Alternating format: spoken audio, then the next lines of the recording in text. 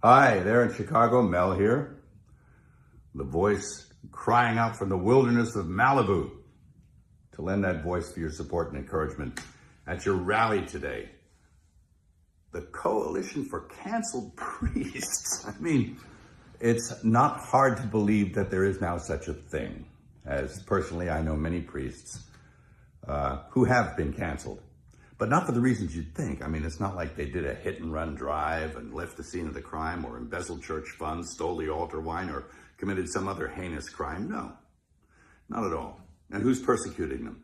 Well, their own bishops. How's that? Yep. Who are they? Well, they're a pack of men who generally passively sit by and tolerate any kind of nonsense. But if one of their priests utters something that resembles orthodoxy, well, then they spring into action, they reprimand him, and they bully him and do their best to cancel him. And they succeed. They drum him out of the service, off he goes. I'm really sorry about that. That's a grave injustice, and it's kind of white martyrdom. And it's nothing new. It really isn't. It's nothing new. And it's a symptom. It's a symptom of a very deep sickness that afflicts the church. It did not happen overnight.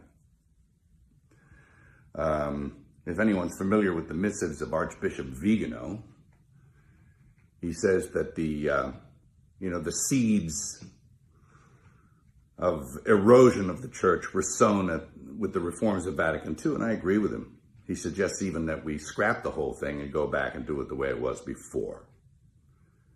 And it was a pastoral council after all. I mean, there was nothing wrong. It didn't need to be fixed. They were doing pretty well. At any rate, and I've had my own run-in with the bishops. I mean, who are they? Well, I remember when I directed The Passion, I went to the USCCB to get support for the film. And those men couldn't get away from me fast enough. And all but a few of them turned their back on me. And it was pretty telling about who they were. A pretty insipid bunch. And it doesn't look like anything's changed. Geez, I remember back in the 70s, old priests, good priests, who were bullied and persecuted by their bishops. There was a rash of it back then also, and it was because they wanted to maintain what it was that they were ordained to do. They didn't want to go along with the new liturgy and the reforms of Vatican II, and so that they were really heavily leaned on. It was never abrogated, the old Mass, never, and it still hasn't been. You can't. It's protected by quo primum. But they were bullied and badgered and put in insane asylums, and it was pretty sad to watch. And this kind of thing is now happening again. And how are we supposed to know the good guys from the bad guys? Well, we were given a standard by which to judge them. By their fruits, you'll know them. By their fruits. Anybody seen any good fruit lately? Well, it's tough. And look, I'm a pretty sinful guy. I mean, I'm as venal as the next guy. But I know the difference between a shepherd and a hireling. And I think that the vast majority of these bishops are just a bunch of hirelings. And my question is, who's hiring them? I don't think it's Jesus. Is it Francis? Who's hiring Francis? Is it Pachamama? I mean, I think you need to look at the whole institution.